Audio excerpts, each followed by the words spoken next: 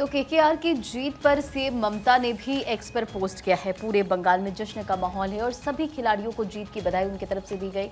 और पश्चिम बंगाल के मुख्यमंत्री ममता बनर्जी ने ट्वीट करते हुए सोशल मीडिया प्लेटफॉर्म एक्स पर पोस्ट करते हुए उन्होंने लिखा, कोलकाता नाइट राइडर्स की जीत से पूरे बंगाल में जश्न का माहौल है और मैं आईपीएल के सीजन में रिकॉर्ड तोड़ने वाले प्रदर्शन के लिए खिलाड़ियों, सहयोगी स्टाफ और फ्रेंचाइजी को व्यक्तिगत रूप से बधाई देना चाहती हूँ और आने वाले वर्षों में ऐसी और अधिक आकर्षक जीतों की कामना करती हूं। तो देखिए किस तरीके से टी20 विश्व कप टूर्नामेंट के लिए न्यूयॉर्क पहुंचे भारतीय टीम। हार्दिक और कोहली बाद में टीम से जुड़ेंगे। जडेजा और सूर्य कुमार भी पहले जत्थे में थे शामिल। अब बांग्लादेश के खिलाफ भारत खेलेगा अभ्यास मैच और इसके लिए रवाना टीम होना शुरू हो चुकी है। और चलिए आगे बढ़ेंगे, बात होगी भारत की गोल्डन गर्ल की, दीपा कर्माकर। एशियाई सीनियर चैंपियनशिप में भारत का दबदबा देखने को मिला। जिमनास्ट दीपा कर्माकर ने गोल्ड जीतकर इतिहास रचा है। महिलाओं की वर्ल्ड फाइनल में 13.566 का औसत उन्होंने हासिल किया। तो देखिए भारत की जो पहचान है खेल के और हिसाब से देखा जाए, खिलाड़ियों के लिहाज से अगर देखा जाए तो ये पहचान बहुत ही मजबूत और सशक्त होती जा रही है, क्योंकि भारत के खिलाड़ी वंडरफुल परफॉर्मेंस के साथ ही नए नए खिताब अपने नाम कर रहे हैं और भारत का परचम लहरा रहे हैं और भारत को बुलंदियों तक लेकर जा रहे हैं, भारत के नाम को बुलंदियों तक लेकर जा रहे हैं। ऐसे दीपा कर्माकर की देखिए अगर बात करते हैं तो एशियाई सीनियर चैंपियनशिप में भारत का दबदबा देखने को मिला। भारत की गोल्डन गर्ल दीपा कर्माकर एशियाई सीनियर चैंपियनशिप में भारत का दबदबा देखने को मिला। जिमनास्ट दीपा कर्माकर ने गोल्ड जीतकर इतिहास रचा और इसीलिए उनको रबड़ की गुड़िया कहा जा रहा है। महिलाओं की वर्ल्ड फाइनल में 13.566 का औसत उन्होंने हासिल किया। बात गोवा की करेंगे। गोवा में भी भीषण सड़क हादसा हुआ है और देखिए किस तरीके से सड़क किनारे बनी झुग्गियों में बस घुस गई।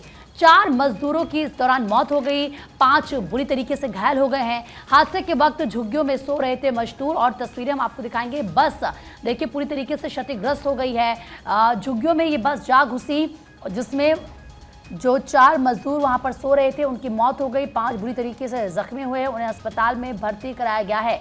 गोवा में ये भीषण सड़क हादसा हुआ है और देखिए क्योंकि सड़क के किनारे किस तरीके से टेंट के जरिए यहाँ पर शायद बनाकर ये लोग रह रहे थे जिस दौरान ये बस घुसी है यहाँ पर। लेकिन सवाल ये कि आखिर कैसे अनियंत्रित ये बस हो गई, इसके पीछे की क्या वजह है। बस में उस वक्त कितने लोग सवार थे, क्या बस खाली थी या फिर जो लोग बस में सवार थे उनको लेकर क्या जानकारी है, कितने लोग कुल घायल हुए हैं, इस पूरे मामले को लेकर पुलिस जांच कर रही है। देखिए गोवा में भीषण सड़क हादसे की तस्वीरें इस वक्त आप देख रहे हैं। कुछ लोगों का ये आशियाना था जो कि अब तहस नहस हो चुका है और हादसे के वक्त झुग्गियों में मजदूर सो रहे थे जिनकी जान चली गई इस हादसे के कारण। सड़क किनारे बनी झुग्गियों में ये बस जा घुसी जिस कारण से जो लोग वहां पर सो रहे थे वो हमेशा के लिए सोते ही रह गए और उनके आशियाने भी इस बस ने उजाड़ दिए, सब कुछ उनका तबाह कर दिया, उनकी ज़िंदगी छीन ली, उनका सब कुछ छीन लिया। बिल्कुल। और आगे बढ़ते हैं। भगवान जगन्नाथ की यात्रा के लिए रथ निर्माण शुरू हो चुका है और आपको ये बता दें कि 320 लोग हर दिन 14 घंटे इसको लेकर काम कर रहे हैं। ऐसे में काम करने वाले जो इसमें काम कर रहे हैं लगातार वो लहसुन प्याज नहीं खाते हैं, एक बार वो भोजन करते हैं और बहुत सारे परहेज़ भी वो करते हैं। तो देखिए किस तरीके से उनकी तरफ से जो त्याग है वो किए जाते हैं और लहसुन प्याज वो नहीं खाते। इसके अलावा बताते हैं कि एक बार वो इसीलिए खाते हैं क्योंकि उनको लगता है कि बहुत अहम भूमिका वो निभा रहे हैं। तो ऐसे में जो त्याग है वो करना उतना ही ज़्यादा ज़रूरी हो जाता है। और क्योंकि प्रीति इसका एक पूरा पहले एक आर्टिकल भी हमने न्यूज़पेपर के माध्यम से बताया भी था, जिस लकड़ी को, जिस पेड़ को काटकर पहिए बनाते हैं, बाकायदा उस पेड़ की पहले पूजन की जाती है, उनसे आज्ञा ली जाती है और उसके बाद उस पेड़ को काटकर उसके पहिए या रथ का पूरा स्ट्रक्चर उससे बनाया जाता है।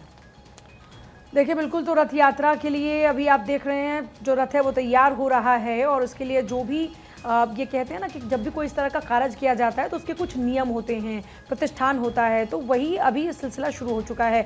और इसके बाद एक बार आपको फिर एक बार अखबारों के पन्ने अगर पलटाएं तो गर्मी की कहर का जिक्र है। 2 दिन अभी और लू चलने वाली और उसके बाद फिर पारा गिरना शुरू हो जाएगा। राजस्थान के फलौदी में 49 डिग्री के आसपास जो है वो तापमान पहुंच गया। 10 शहरों में जो तापमान है वो 47 डिग्री से भी ज़्यादा दर्ज किया गया। राजस्थान के जो शहर है उसमें बीकानेर, जयपुर, भरतपुर, कोटा, ये ऐसे राज्य हैं जहां पर, ये ऐसे ज़िले हैं जहां पर हीट वेव का अलर्ट जारी किया गया है। तमाम राज्यों में अगर बात करें दिल्ली एनसीआर की, वहां पर भी इस वक्त हीट वेव के हालात बने हुए हैं और अभी आने वाले कुछ दिन तक राहत की उम्मीद नहीं है, क्योंकि फिलहाल नौतपा चल रहे हैं और नौतपा में 9 दिन कहा जाता है कि बहुत ज्यादा गर्मी पड़ती है। और ऐसे में राजस्थान के कुछ शहरों का अगर हम जिक्र करें, करीब करीब 10 ऐसे शहर हैं जहां पर 47 डिग्री से भी ज्यादा तापमान दर्ज किया गया। बढ़ते खबरों में आगे और अब बड़ी खबर, दरअसल झारखंड की राजधानी रांची में एक बार में गोलीबारी की खबर है। बार कर्मचारी की गोली मारकर हत्या कर दी गई है। आरोपी फरार है। पुलिस इस पूरे मामले को लेकर जांच पड़ताल कर रही है। तो रांची से बड़ी खबर, जहां एक बार में गोलीबारी की घटना हुई है और पुलिस इस पूरे मामले को लेकर जांच पड़ताल कर रही है।